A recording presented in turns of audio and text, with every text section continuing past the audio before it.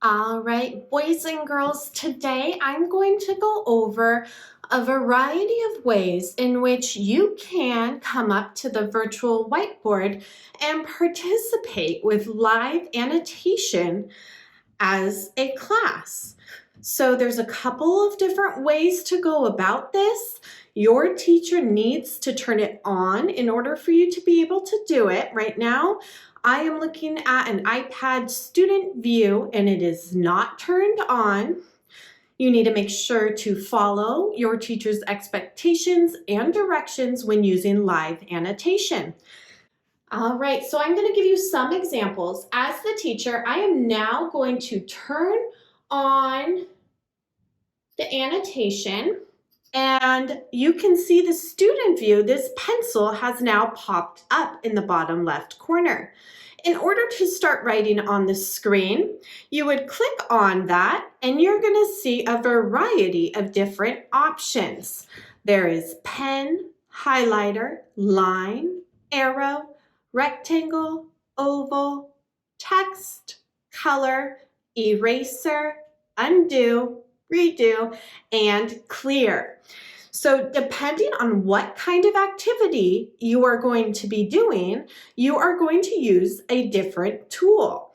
So to start off with, I am going to show you how to do the drawing tool or use the drawing tool. So that's what you're automatically going to select or be selected on is the pen. Now, in order to pick your color and size of your drawing, you can click the color button. So I want my drawing to be blue and I want it to be thick. Right, so pretend my teacher has chosen the number 9. Now, I am responsible for filling in the 10 frame. So I would use my finger or my stylus pen and I would do my dots. So see, that's so small. I'm going to go ahead and pick the thicker one and hopefully it'll be a little bit better. 1, 2, 3, 4, 5, 6, 7, 8, 9. All right, I have done my portion of participating. Now in other areas, I could fill in on the board as needed.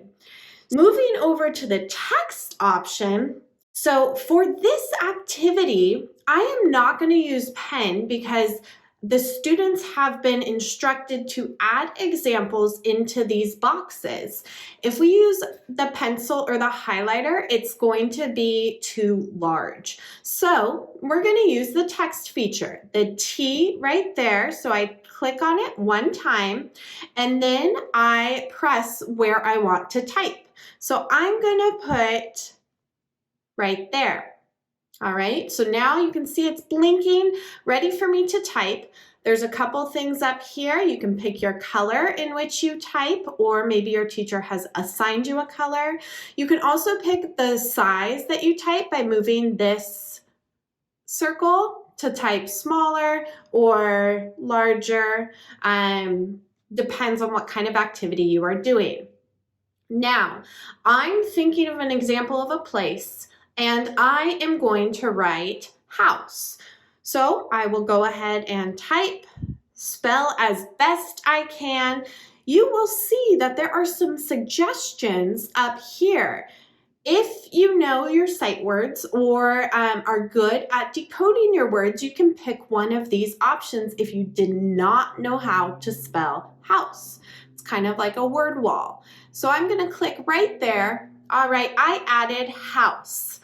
Now I want to go add something over at person. So you saw I touched the screen and the typing went away. Now I can move where I'm going to type. And I want to write Santa, but I do not know how to spell it. So what I am going to do is I could use the guessing up here, or I can use this microphone to say Santa and have it help me spell it. This is called text to speech or speech to text. So I'm going to press the microphone. Santa. you will see that once I press the microphone, the little listening bar came up, and when I was ready, I pressed the keyboard button again to end it. If you don't press the keyboard button after your word, your iPad is going to keep listening to you and type out everything you say. Okay, so I am all done here. That is how you can type in different areas.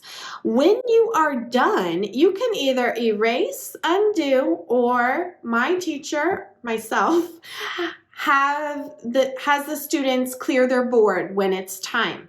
So we're going to press clear board.